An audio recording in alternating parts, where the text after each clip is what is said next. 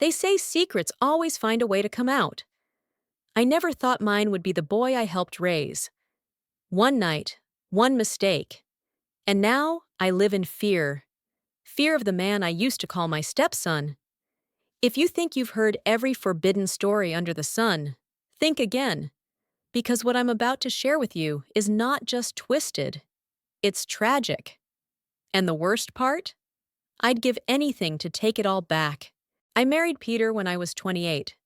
He was charming, successful, and already had a 17-year-old son, Liam, from a previous marriage. Liam was quiet and respectful. He kept to himself and never really got close to me. But I never pushed. I figured he was just adjusting. Over the years, Liam grew into a man, tall, confident, with these piercing eyes that could look right through you. I'd be lying if I said I didn't notice, but I never acted on it. Until that night. Peter was working late, an overnight shift at the hospital. It was a Friday, and I didn't feel like being alone. I asked Liam if he wanted to watch a movie with me, just a harmless horror flick and some wine. I didn't think anything of it, but I had too much to drink. I kept laughing too loud, sitting too close. At some point, I leaned my head on his shoulder. I felt him tense, and I should have stopped there, but I didn't. I touched his hand, then his thigh, and when our eyes met, something shifted. The next morning, I woke up in my bed, hungover and disgusted with myself. The memories came rushing back, blurred images, kisses, breathless whispers. I prayed it was all a dream. But Liam wasn't going to let me forget. It started small. He'd corner me in the kitchen, whispering things like, "You miss me, don't you?" When I begged him to stop, he smirked. "Then maybe Dad should know what you did." I was trapped. He threatened to tell Peter everything unless I gave him what he wanted. Sometimes it was money. Other times, it was more. I hated myself. I hated him. But most of all, I hated that a single night of weakness had turned my life into a nightmare. Peter noticed the change in me. He asked if I was okay, if something happened. I lied through my teeth. Every day I held in the truth. The guilt ate away at me. I couldn't look at myself in the mirror. I avoided Liam like the plague, but he enjoyed the power he had over me. One night, I cracked. I broke down in the bathroom and stared at the woman I had become. A cheater, a coward, a failure. I still haven't told Peter. I don't know if I ever will. But if you're listening to this, let this be your warning. Some mistakes don't just haunt you, they own you. Have you ever tried to do something kind and ended up destroying everything? I thought I was planning a sweet surprise for my husband's birthday. I didn't know I'd be the one getting surprised by feelings I never should have had, and a night I'll regret for the rest of my life. This isn't just a story about betrayal. It's a story about how easily love turns into manipulation when it's used by the wrong person. It started with good intentions. I was organizing a surprise 50th birthday party for my husband, Carl. His son, Jason, my 20-year-old stepson, was home from college, and I asked him to help. We spent the whole day running around town, getting decorations, picking up the cake, sneaking around behind Carl's back, for the best reasons. Jason and I laughed more that day than we ever had before. We shared little jokes, secrets about the party, and memories from past birthdays. When we got home, Jason offered to help me clean up the kitchen. We poured a glass of wine to celebrate a job well done. One glass turned into two, then three. The conversation shifted, from the party to how I was feeling in the marriage. I let my guard down. I admitted that Carl and I hadn't been intimate in months, that I felt invisible. Jason looked at me with these sympathetic eyes. "You deserve more," he said. That's when he kissed me. I froze. But I didn't stop it. I don't know if it was the wine, the attention, or the loneliness, but for a moment, I forgot he was Carl's son.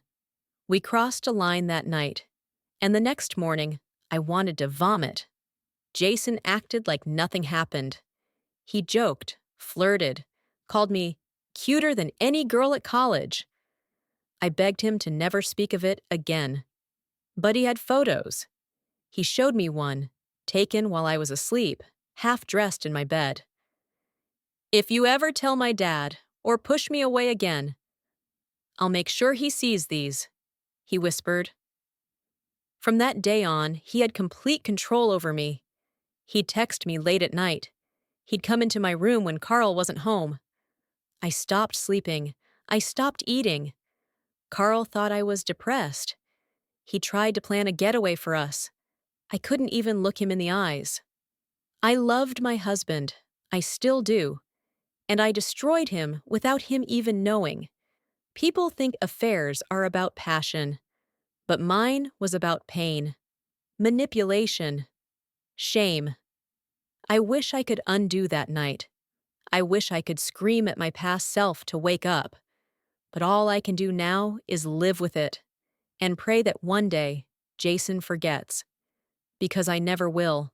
When my husband told me his son from a previous marriage needed a place to stay, I agreed without hesitation. I had no idea that opening our home would destroy my peace, my sanity, and maybe my marriage.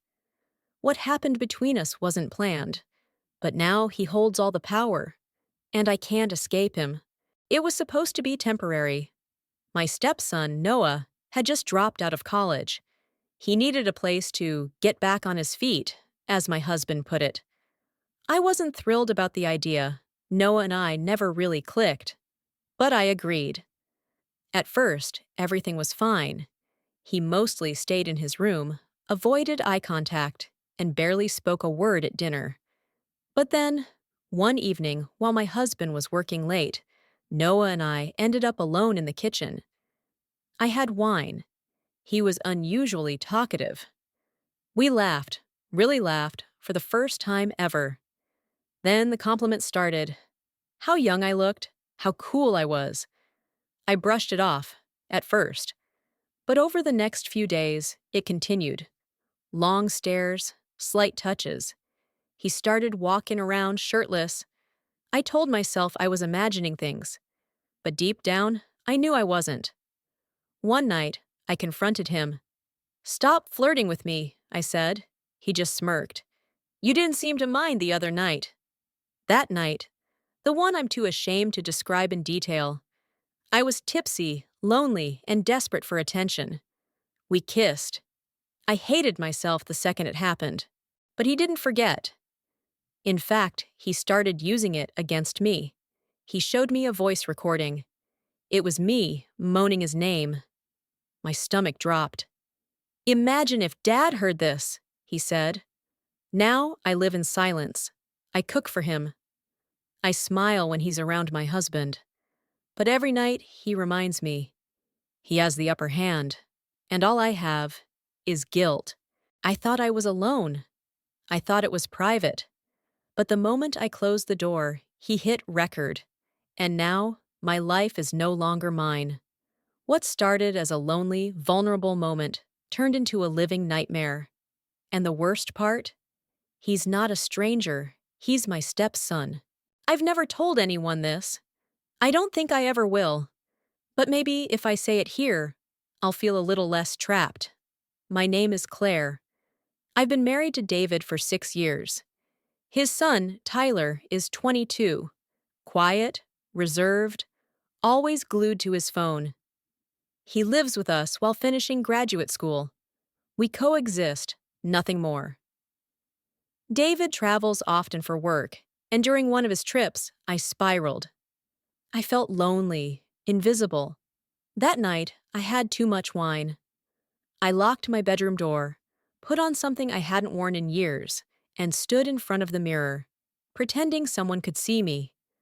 I didn't know Tyler had installed a hidden camera in the hallway, pointed straight into my room through a crack in the door. The next day, he said nothing. 2 days later, he approached me when David was in the shower. He handed me his phone. "I liked the show," he whispered. "Want me to post it online?" My heart dropped. Since then, he's been in control. He tells me what to wear, what to do. Sometimes he just watches. Other times he makes me do worse. I've cried, I've begged. He doesn't care. To the world, I'm a successful, happy wife. But inside this house, I'm a prisoner of one night I can't take back. And every day, I live in fear that he'll show my husband the truth, and that I'll lose everything. You don't just wake up one day and decide to ruin your life. It happens slowly, one bad decision at a time, until you're staring at your reflection, wondering how you became the villain in your own story. What started as curiosity turned into an obsession and ended in betrayal, blackmail, and heartbreak. This is the story of how I lost control, with the one person I swore I'd never look at that way. My own stepson. My name is Jenna. I'm 39 years old. On paper, I have the perfect life. A stable career, a beautiful house in the suburbs, a loving husband named Mark, and a polite, responsible stepson named Aiden. I married Mark when Aiden was 16. He was shy, reserved, always buried in books or gaming. I treated him more like a distant relative than a son, polite but detached. We were never close, and that seemed fine to both of us. Then Aiden turned 20 and moved back home after college classes went remote during the pandemic. That's when I noticed it. He wasn't a boy anymore. His voice had deepened. His jaw had sharpened. He carried himself with a quiet confidence that I had never seen before. I told myself I was just being observant. But the truth is, I started to look at him in ways a stepmother should never look at her stepson. I hated myself for it. I pushed the thoughts away, buried them beneath routines and responsibilities. But they kept bubbling up.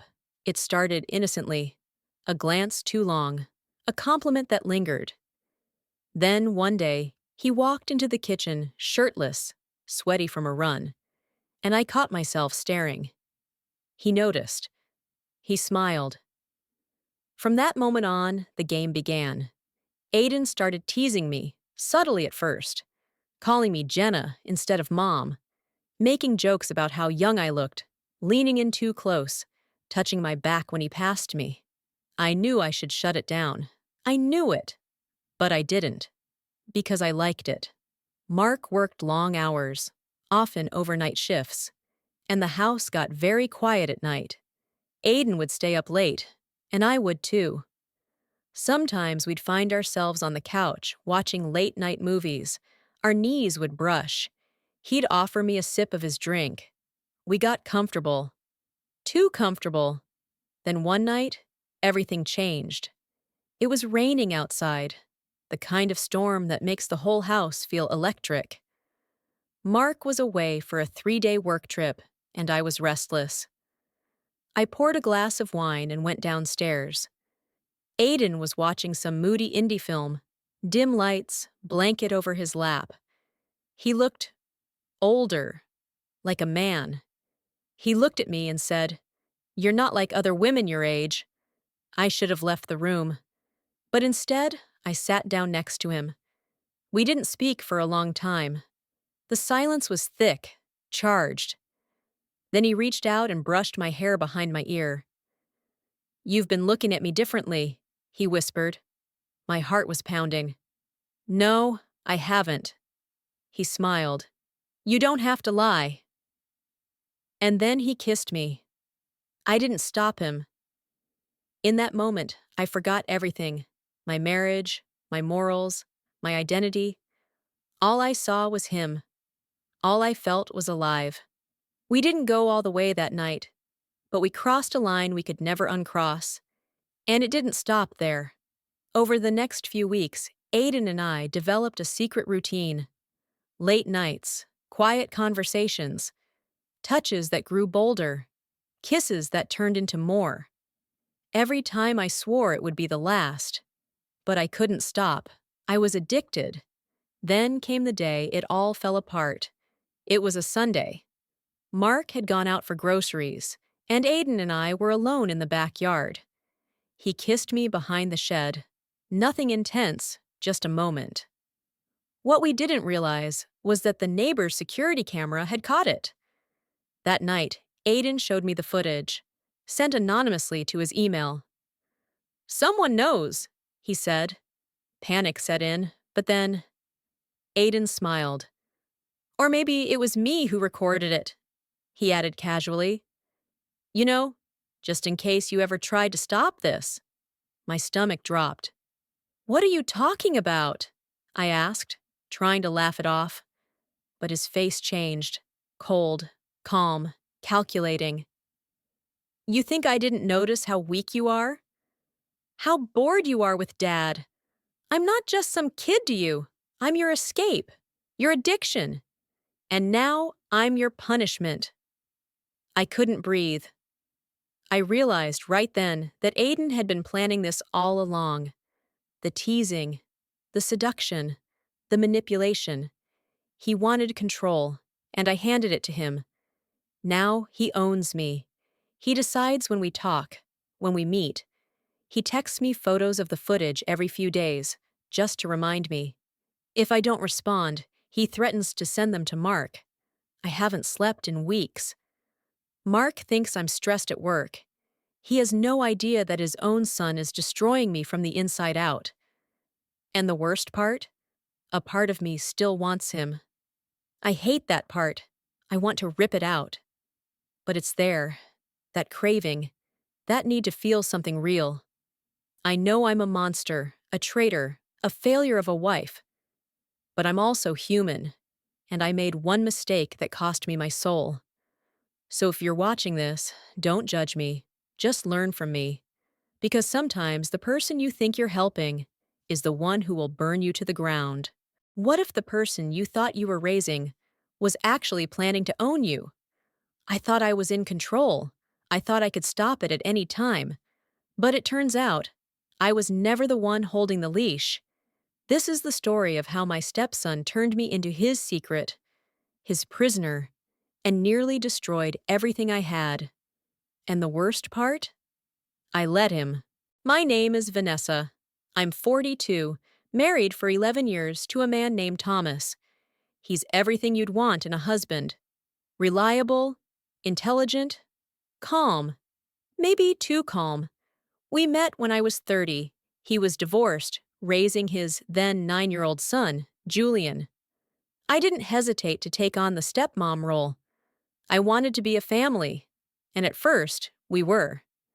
Julian was a sweet, quiet child, polite to a fault, almost distant. I thought he was just shy. I never pushed him to bond with me. We just coexisted. I'd drive him to school, make him snacks, ask about his day. He'd nod, mumble, retreat into his room. I assumed he'd grow out of it. And he did. Just not in the way I expected. By the time Julian was 18, he had grown into a tall, handsome, confident young man. Still quiet, still reserved, but there was something else beneath the surface. An intensity, a sharpness in his gaze that hadn't been there before. I didn't notice it until the summer he turned 20 and moved back in with us after a short breakup with his girlfriend. He said he needed to get his head straight. Thomas, as usual, welcomed him home without question. That summer changed everything. At first, it was just small things. The way Julian would watch me. Not like a son looking at a parental figure, but like a man studying a woman. I'd feel it when I was in the kitchen, folding laundry, or sunbathing in the backyard. At first, I ignored it. Then came the comments. "You don't look 42. Most of my friends think you're hot. Do you and Dad still, sleep together? Doesn't seem like it. You ever get lonely when he works those night shifts?" I laughed them off, tried to brush them away, but inside, something stirred. It had been years since Thomas had looked at me the way Julian did. Years since I'd felt desired, seen. That was the hook. That's how it started. I didn't mean to let it go further. I didn't plan anything. But the line blurred. One night after dinner, Julian offered to help me clean up. Thomas had already gone upstairs. Julian stood behind me, close. Too close. He reached past me for a glass, and his hand brushed my hip, deliberately. I turned around to say something, to scold him, to remind him of boundaries. But he was already staring at me with those dark, unreadable eyes. And he said, "You don't have to pretend, Vanessa. I know you feel it too." That moment shattered every wall I'd built. I should have screamed. I should have slapped him, but instead, I froze. And then, I kissed him. It wasn't passionate. It wasn't long. But it was real. And it was enough to unravel everything. The descent from that night on, I tried to pretend it never happened. I avoided him. I threw myself into housework. I begged Thomas to take time off so we could reconnect. But Julian wouldn't let it go. He started walking around shirtless, leaving his bedroom door ajar when he changed, brushing against me in the hallway. When I told him to stop, he whispered, "You already crossed the line. What's the point in pretending now?" Then came the first video. It was a screen recording of a camera feed I didn't know existed, angled toward the kitchen from above the pantry, showing the moment I kissed him. He sent it to my phone with a message. "I wonder what Dad would think if he saw this." That's when I realized I wasn't dealing with a boy in love. I was dealing with a predator who had been studying me for years.